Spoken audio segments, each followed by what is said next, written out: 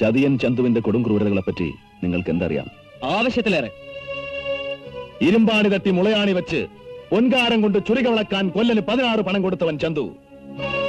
മാറ്റം ചുരിക ചോദിച്ചപ്പോൾ മറന്നുപോയെന്ന് കളവ് പറഞ്ഞവൻ ചന്തു. മടിയിൽ അങ്കത്തളച്ചുകൂടെ കിടക്കുന്ന വീരന്റെ വയറ്റിൽ കുത്തുവിളക്കിന്റെ തണ്ട് താഴ്ത്തി മാറ്റാൻ കൂട്ടത്തിലേക്ക് ചാടി രക്ഷപ്പെട്ടവൻ ചന്തു. കൊടുഞ്ചതികൾ പിന്നെ എന്തൊക്കെ പാടി നടക്കുന്നുണ്ട് പാണർ നിങ്ങളുടെ നാട്ടിൽ?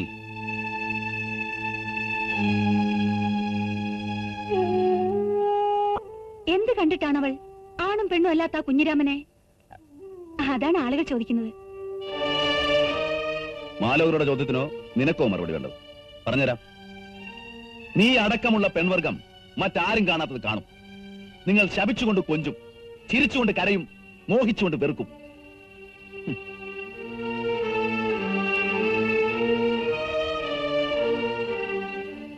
പിന്നെ വല്ല ആയുധവും കൈവശമുണ്ടെങ്കിൽ നീ എനിക്ക് പറഞ്ഞതാ. അംഗം കഴിഞ്ഞില്ല ചേകവരെ. മുത്തച്ഛൻ അനുഗ്രഹിച്ച നാടുകൾ വേറെയുമുണ്ട്. ഇതോ അംഗം. ചെറുബാല്യം വിടാത്ത കുട്ടികളുടെ കളിക്ക് തൊടുക്കാൻ കൂടെ നിന്നതോ അംഗം. പന്തിപ്പഴുത് കണ്ടപ്പോഴൊക്കെ പരിചയ്ക്ക് വെട്ടിയൊഴിഞ്ഞതാണെന്നറിയാനുള്ള പഠിപ്പെങ്കിലും തികഞ്ഞില്ലേ മക്കളെ നിങ്ങൾക്ക്? ശേഷം എന്തുണ്ട് കയ്യിൽ? പുരഞ്ജയമായി തുടങ്ങി സൗഭദ്രമാണെന്ന് തോന്നിപ്പിക്കുന്ന പഴയ പുത്തൂരമളവ്. അതോ പരിചയ്ക്ക് മണ്ണുവാരി കണ്ണിലെറിഞ്ഞ് ചതിച്ചു വെട്ടുന്ന കുറുപ്പന്മാരുടെ പുതിയ അളവ്? ആയുധമെടുക്ക്.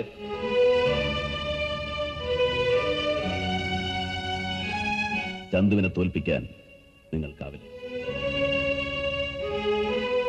ജീവിതത്തിൽ ചന്തുവിനെ തോൽപ്പിച്ചിട്ടുണ്ട് പലരും പലവട്ടം. മലയനോട് തൊടുത്തു മരിച്ച എന്റെ അച്ഛൻ ആദ്യം തന്നെ എന്നെ തോൽപ്പിച്ചു. സ്നേഹം പങ്കുവെക്കുമ്പോൾ കൈവറച്ച ഗുരുനാഥൻ പിന്നെ തോൽപ്പിച്ചു. ഒന്നിനും പണത്തിനും ഒപ്പിച്ച് സ്നേഹം തൂക്കി നോക്കിയപ്പോ മോഹിച്ച പെണ്ണു എന്നെ തോൽപ്പിച്ചു. അവസാനം സത്യം വിശ്വസിക്കാതെ ചങ്ങാതിയും തോൽപ്പിച്ചു. തോൽവികൾ ഏറ്റുവാങ്ങാൻ ചന്തുവിന്റെ ജീവിതം പിന്നെയും ബാക്കി. മടങ്ങിപ്പോ. ആരോമലുടെ മകനും മരുമകനും നാണം കിട്ടു മടങ്ങാൻ വന്നവരല്ല.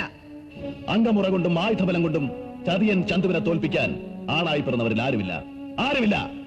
മടങ്ങിപ്പോ. കൊല്ലുന്നെങ്കിൽ കൊല്ല്. നേരിട്ട് വെട്ടി മാനത്തോടെ മരിക്കാനും ഒരുങ്ങി തന്നെയാണ് ഉണ്ണിയാർച്ചയുടെ മകൻ വന്നത്. ആയുധമെടുക്ക്.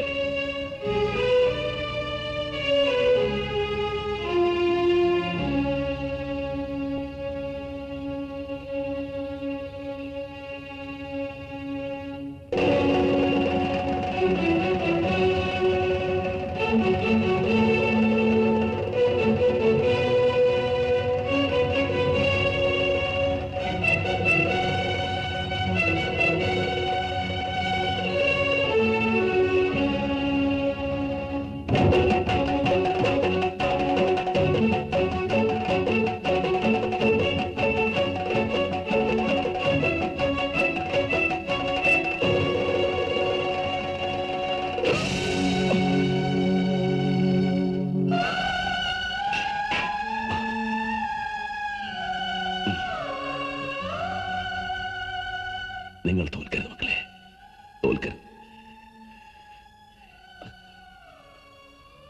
ചതിയൻ ചന്തുവിന്റെ ചരിതം ഇവിടെ കഴിയട്ടെ. പുത്തൂരം വീടിന്റെ കളങ്കം മായ്ച്ച വീരൻ ആരോമുണ്ണിയുടെ ചരിതം ഇവിടെ തുടങ്ങട്ടെ.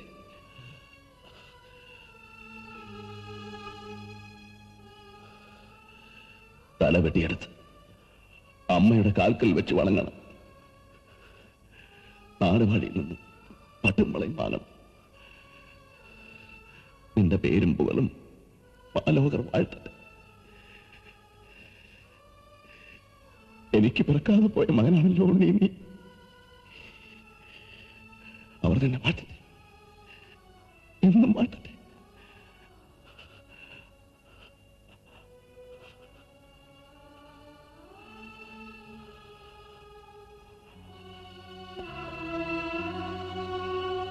ഗുരുവേ.